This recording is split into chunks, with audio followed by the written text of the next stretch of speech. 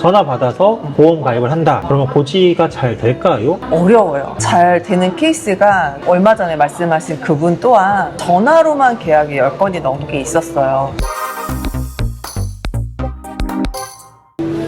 안녕하세요. 오늘은 정애리 손해사정사님을 모시고 오늘 이렇게 영상을 찍게 되었어요. 간단하게 인사 한번 부탁드려도 될까요? 안녕하세요. 설계사 출신 손해사정사 정혜리라고 합니다. 만나서 반갑습니다. 정애리 손해사정사님은 이제 실제로 보험 영업 업무를 진짜로 길게 하셨고, M사, 매트라이프에도 계셨었고, 현대해상에서 정말 많은 경험을 쌓고, 실제로 임상의 경험이 있으시죠? 네. 병원에서 물리치료사로 재활로 10년 정도 근무했었습니다. 그래서 진짜로 환자의 마음과 실제로 보험을 가입하는 사람들의 마음과 보상을 받아야 되는 소비자들의 마음을 다 사로잡는 삼위일체가 완성된 손해사정사님이 아니신가 싶어요. 그래서 제가 오늘 이렇게 모신 이유는 저희가 항상 보험 업무를 하면서 고객분들이 가장 보험을 가입하는 이유가 뭘까라는 걸 궁금해해서 좀 얘기를 해보려고 하는데, 그 이유가 과연 뭘까요? 저는 내가 혹시라도 아팠을 때, 리스크가 생겼을 때 어떤 리스크 매니지먼트를 하기 위해서 들지 않을까라는 생각도 들고, 저 역시도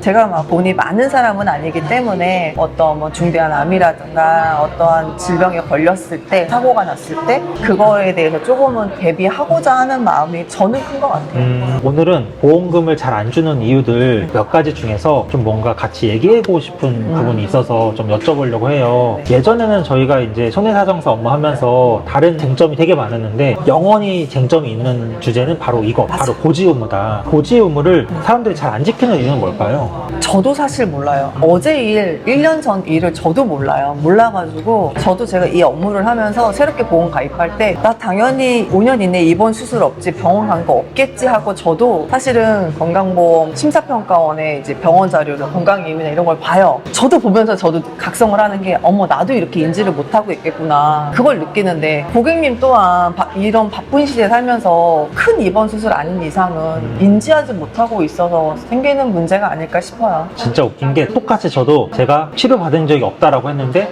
저 도수 치료 많이 받았었거든요. 저조차도 우리 에리 선사님조차도 기억이 안 나는데, 진짜로 일반 보험 소비자분들은 뭐 약도 안 먹는다, 수술한 적도 없다, 입원한 적도 없다 했는데, 그때 사실 그랬네, 뭐 코로나 때 입원했네, 이런 것들이 있다 보니까 좀 많은 일들이 벌어지세요. 그리고 이렇게 기억을 못하는 분도 있고, 아니면 좀 뭔가 다른 이유들로 있는데, 최근에 이제 그 말씀해 주셨던 고객님 중에서 좀 되게 안타까운 경우가 계셨더라고요. 보험을 가입할 때 여러 가지 방법이 있어요. 대면으로 만나서 계약하는 방법이 대부분이지만, 그 예전부터 유행했던 게 전화로만 계약하는 경우가 있는데, 진짜 방금 말한 것처럼 내가 어제도 기억 못하는데 전화 받아서 보험 가입을 한다. 그러면 고지가 잘 될까요? 어려워요. 잘 되는 케이스가 얼마 전에 말씀하신 그분 또한 전화로만 계약이 10건이 넘게 있었어요. 그런데 그 녹취록을 들어봤더니 이분이 거절을 못해요. 그러다 보니까 운전 중이던 어떤 일을 하는 중간에도 그냥 전화 오면 무조건 들어주는 거예요. 그래서 왜 이렇게까지 들었냐라고 물어봤더니 이 고객님이, 자기는 원래 심장이 안 좋아서 그냥 누가 보험을 들으라고 해서 안 되지 않을까 하고 들었대요. 들어놨다가 앞전에 협심증으로 수술을 하셨다가 3년 만에 다시 수술을 하시게 됐는데, 그때 우연히 청구를 했더니 보험금을 받게 되면서 너무 감사해요.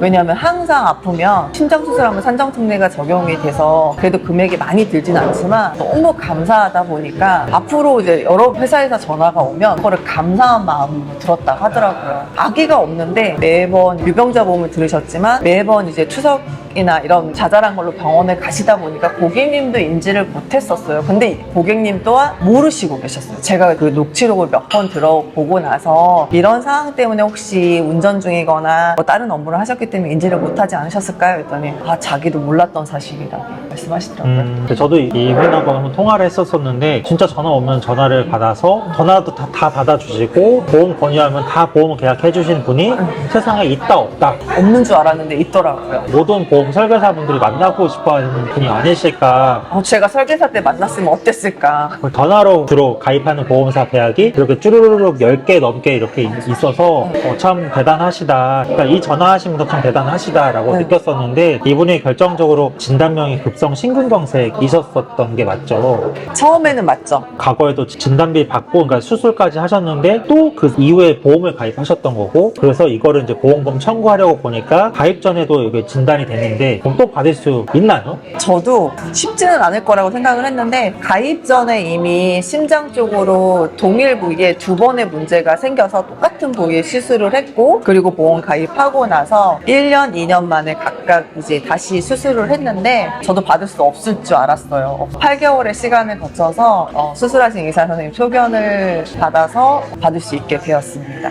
두 번째 보험금까지 받으셨는데 또 두 개의 보험사 가입을 하셨었잖아요. 네, 맞아요. 각각 뭔가 쟁점이 달랐나요? 같았을까요? 쟁점 하나는 허혈성 심장질환 진단비여서 가입 전에 발생한 부위와 현재 부위가 똑같은데 이거에 대한 인과관계라든가 가입 전에 있던 부위에 대한 분쟁이 조금 있었지만 이 부분에 대해서는 손해사정서도 작성을 했고 의사 선생님한테도 같은 부위지만 앞전 수술을 완치 소견으로 볼 수 있다. 그리고 현재 보험 가입 후에는 인과관계 없다라는 소견서로 시간은 좀 꽤 오래 한 8개월 정도 걸렸어요. 그럼에도 불구하고 진단비, 수술비 모두 지급받은 케이스입니다. 아유, 고생이 많으셨는데 이게 사실 우리가 보험을 또 일반 보험, 표준체 보험이 있고 유병자 상품이 있는데 유병자는 벌써 이미 병이 있다라고 판단하고 가입을 더 좀 불리한 조건으로 하는 거잖아요. 보험료가 맞아요. 비싸게. 근데 또 웃긴 게 그러면 가입 전 진단에 대해서 또 새롭게 진단되거나 똑같은 데가 진단이 되면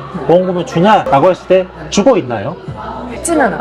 쉽지는 않은 게 제가 지금 그 심장이어서 내도 진행을 하고 있는데 가입된 부위가 똑같이 재발했을 때 이거를 앞전 거를 완치로 보고 주냐? 주진 않습니다. 이것 또한 주치 소견서라든가 어떠한 논문이라든가 완치가 되었다는 소견서가 들어가지 않으면 쉽지 않습니다. 저도 보험 설계사분들 보면 만나면 유병자 상품이니까 당연히 줘야죠 라고 하는데 당연하지가 않다 라고 말씀을 드리고 심지어 그게 심장이나 뇌 같은 경우는 다른 부위여도 보험사는 일단 열심히 일을 하다 보니까 그걸 받으려고 하면 정말 뭐 민원을 넣어볼까요? 저는 개인적으로 민원은 이미 담당자를 화나게 하는 거기 때문에 민원보다는 이제 의학적인 근거라든가 해결에 대한 실마리의 방향을 잡아서 하는 게 왜냐하면 민원 들어가면 담당자는 이미 민원을 받았기 때문에 주고 싶은 마음이 정말 사라진다라고 해요. 그래서 저는 오히려 민원 받은 거는 진행했을 때 이 부분에 대해서 해결을 하고 가야 되기 때문에 좀 더 어려움이 있는 것 같아요. 실제로 지금 같은 경우 그 유병자 상품을 가입하고 이전에 진단된 특히 뇌나 심장 같은 경우는 이후에 또 재발할 가능성이 높기 때문에 가입하시는데 그렇다고 해서 무조건 보장받는 게 아니기 때문에 보험금에 대한 전문가이신 손해사정사님 만나서 도움을 받아보시는 게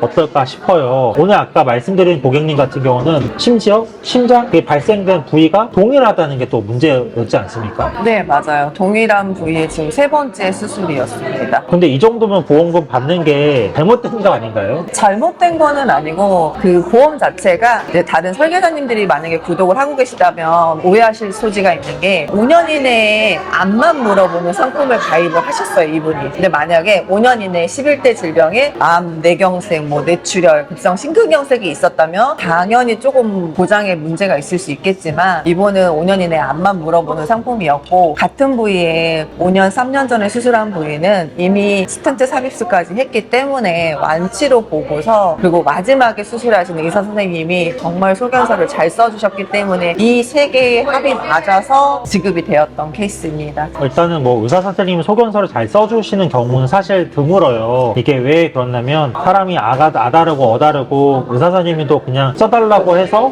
써주시면 좋겠지만 그분들도 전문적으로 공부를 하고 전문의까지 따신 대학병원 교수님들이기 때문에 전문적인 지식과 근거가 없으면 절대 써주지 않고 사실 더 문제는 신장 투석한 거를 고지하지 않으셨었어요. 맞아요. 이분이 이제 일주일에 2, 3회 정도를 심장투석을 하러 다니셨기 때문에 사실은 이 심장질환 같은 부위랑 그리고 지금 보험가입 이후에 새로운 그 심장질환을 진단 확정으로 볼 수 있다라는 큰 쟁점도 있었지만 이분이 심장투석을 하면서 2년 이내 입원 수술해서 심장투석으로 입원한 케이스가 되게 많았어요. 여기에 플러스 같은 심장질환이 신비대라는 진단명이 있어서 이것도 인과관계가 없다라는 소견서 받는 게 쉽지는 않았어요. 제가 지방까지 내려갔는데 그 앞에서 저랑 면담이 싫다고 하셔서 깜짝 놀랐거든요. 다행히 의사 선생님이 정말 잘 써주셨어요. 전국에 계신 의사 선생님한테 꼭 말씀드리고 싶어요. 이게 의사 선생님이 제가 뭐 이게 훈계하고 이런 게 아니라 환자분들 치료도 중요하지만 환자분들이 가입한 보험에 보험금을 받음으로써 그분들도 치료에 더 적극적인 의지와 희망을 가질 수가 있는데 같이 동행해서 들어간다는 게 사실 거부감이 있을 수가 있어요. 왜냐? 보험회사에서 하도 시간을 많이 뺏고 번거롭게 하고 좀 그러다 보니까 그렇게 생각하시는 것도 있지만 그 소비자 편에서 일하는 손해사정사분들은 의사 선생님들이 환자분들을 위한 일이다 보니까 신경 써서 미팅이라도 해주셔서 어떤 상황인지 들어봐 주시면 어떨까라는 생각을 항상 합니다. 의사는 환자를 치료하는 사람이지 이거에 대한 맞아요. 의학적인 소견을 다뤄주시는 분은 아니기 때문에 그 소견서에 협조만 해주셔도 정말 감사하고 어떻게 보면 또 좋은 의사 선생님들은 보험회사가 질문지를 갖고 왔을 때 오히려 직원 들어오라고 해서 혼내시는 분도 있다라고 하거든요. 어떤 의견에 대해서 소견을 해주신다는 것 또한 의사 선생님께 정말 감사드려야 되는 일이라고 생각을 합니다. 고지 의무 위반에 대해서 한번 얘기를 나눠봤어요. 이거랑 비슷하게 통지 의무 혹시 이런 경우도 혹시 있으셨나요?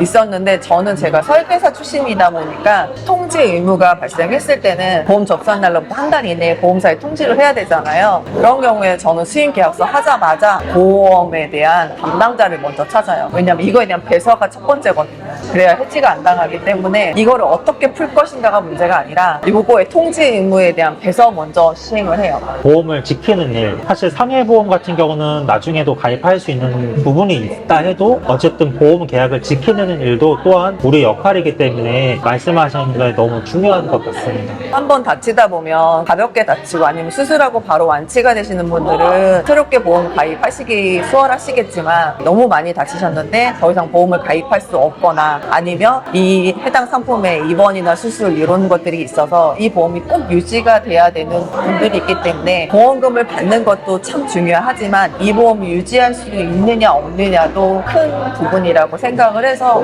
저는 통지 의무가 발생하면 먼저 통지 의무에 대한 배서부터 진행을 합니다. 사실은 뭐 예외 질환으로 해서 상해 같은 경우는 많이 받아주긴 하더라도 그 입원을 오래 하거나 그렇게 되면 예외 질환에서도 예외 당할 수 있기 때문에 지금 말씀해 주신 거 꼭 기억해서 생각을 한 번 더 해주셨으면 좋겠어요. 다른 주제들도 많은데 이미 너무 첫 번째 예시로 얘기를 많이 해주셔서 저도 배우고 다시 한번 더 개념에 대해서 생각해 볼 수 있는 기회였던 것 같습니다. 우리 정혜리 손해사정사님 마지막으로 좀 하고 싶은 얘기가 또 있으신가요? 저 또한 보험 설계사도 하고 손해사정사로 일을 하면서 항상 많이 부족하다고 생각해서 훨씬 더 공부하려고 노력하고 있고 지금 또 틈틈이 어떤 해당 질환에 대해서도 시간 내서 공부를 하려고 하고 있습니다. 보상에 대해서 진심이신 설계사님을 정말 존경하고요. 보험을 가입하시는 모든 분들이 보험금이 다 지급되는 좋은 일만 가득하시길 바라겠습니다. 감사합니다. 네, 사실 손해사정사란 직업이 자격증만 딴다고 해서 솔직히 말하면 아무것도 아닌 직업이거든요. 그래서 정혜리 선사님처럼 배경 지식도 많고 필드에서 경험도 많으시고 계속해서 공부하고 쌓아가고 노력하시는 모습이 저한테도 항상 배움이 돼서 오늘 귀한 분을 모셨는데 오늘 점심도 맛있게 먹고 디저트도 이렇게 맛있게 먹었는데 남은 케이크 먹고 헤어지도록 하겠습니다. 인사할까요? 감사합니다. 안녕히 계세요.